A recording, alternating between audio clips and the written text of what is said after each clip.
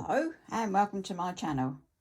Today I'd like to walk through the Unlocking the Bible by David Pawson. What this is a great book if you sort of not get stuck but you want a bit more information. It's pretty chunky, as you can see. It was $9.99 when I first got it.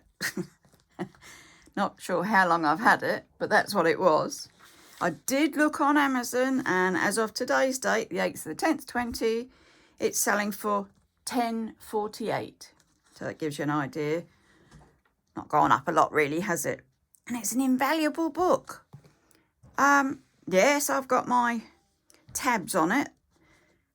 As soon as my actual Bibles have gone to homemade tabs, you can tell how long I've had this one because this is shop bought. So this is when I was first getting into my Bibles and tabbing them up. But it works just the same as a Bible. They're individual books, the 66, but within the 66, they really go pretty deep. So it's by Collins. Let's have a look when this one was done. Relaunched in 2007. So I might have got it in 2007. I sort of tend to go by their last relaunch date, which is probably the version I've got. But the contents, it's much the same, goes all through them. And it says, the Old Testament, it says the makers of the instructions, a land and kingdom, poems of worship and wisdom, decline and fall of an empire. Then it goes on, the struggle to survive. And in the New Testament, it's the hinge of history, the 13th apostle, and through suffering to glory.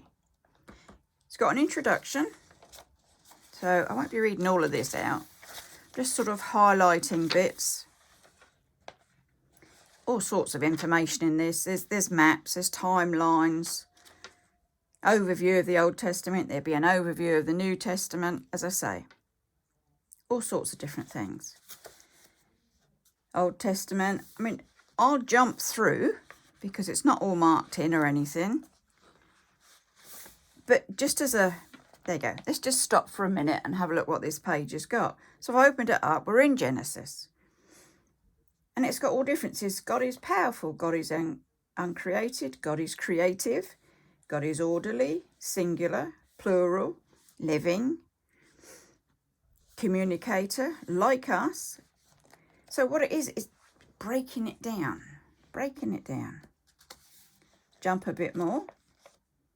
And it's still in Genesis, and it goes through mythical days, school days, good days, the man at the centre. And it tells you where you turn to. So it's turning to chapter 2. It is immediately obvious that there is a great difference between this and chapter 1. So it's guidelines, and it's helping you go through and, as I say, dig a bit deeper. Homemade bookmarks. What have we got on the back of this one? Genesis 19:15, in the King James Version. And I will remember my covenant, which is between me and you and every living creature of all flesh. And the waters shall no more become a flood to destroy all flesh. Obviously around the bit about Moses and the rainbow and everything. So all interesting stuff. As you can see, no matter where it goes, it gives you the structure. There we go, what we know now. Joshua gives you the content of Joshua. The structure goes a bit more deep into the different chapters, what it's about. So 13 to 22 cover the dividing of the land between the tribes who had conquered it. So you're thinking, oh, okay. It's just like tips and hints. Psalms, you can see I'd been working on that one. I was obviously not getting stuck, but I just wanted to put a bit more into it. It says the book of Psalms is the most loved and the best known part of the Bible. It is nice. I do like Psalms. I hope you like Psalms. The photos in are just photos that I've taken just to give me the book reference marks. Ecclesiastes, so it's the introduction. And I've ticked and crossed and ticked, marking it through. Isaiah. I've actually put washi tape on this one, so I'd obviously read this one through. Some of it's underlined. It's pretty faint now. The pencil doesn't actually stay on there, does it? When you mark up in just plain pencil. Ah, look. Interesting. Isaiah. It is the Bible in miniature. So, sounds to me like you could read Isaiah and you get a gift of what the whole Bible's about. Obadiah. There we go, more photos. But underneath, I've underlined things. Pride comes before a fall. It's the day of the Lord when God comes to put wrongs right. It's not easily said, but there we are. And I'll make notes over it. So obviously I was digging a bit deeper to find out what it was about.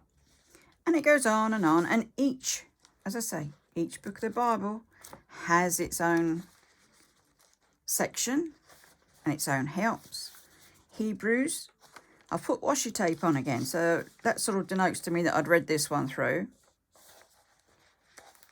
And an interesting bit, who was the author of Hebrews? You get down to the bottom, it says, God alone knows who wrote it. Interesting. So, obviously, God's the only one that's letting us know on who wrote it. And there's a big bit there. Now, I've underlined that bit. This is when I was a pastor at the Millmead Centre in Guildford. So, Guildford is my family history. When you go through that, a lot of the family come from the Guildford area. But I thought this was a good passage. And it says, when I was a pastor at the Millmead Centre in Guildford, there was a Sunday when everyone had gone home from the service, after the service. But there was a little old lady sitting in the church all by herself, crying her heart out. I went and sat by her and asked her what the problem was. She explained that years ago she did a dreadful thing, and that if her family and friends knew about it, they would never speak to her again. She said that for 30 years she'd been asking God to forgive her, and he never had. I told her that the very first time she asked him, he forgave and he forgot it. So for 30 years, he hadn't known what she was talking about. She told me she didn't believe it. I took her through some scriptures which spoke of the new covenant and how God would no longer remember her sins. It took 20 minutes to convince her that God had forgotten all about it. She got up and I couldn't believe my eyes. She danced around the church. She was about 70 and here she was dancing around the church for sheer joy. God had forgotten it. Our trouble is we can't forget it, and so we struggle to forgive ourselves. Deep bit. Meaningful bit.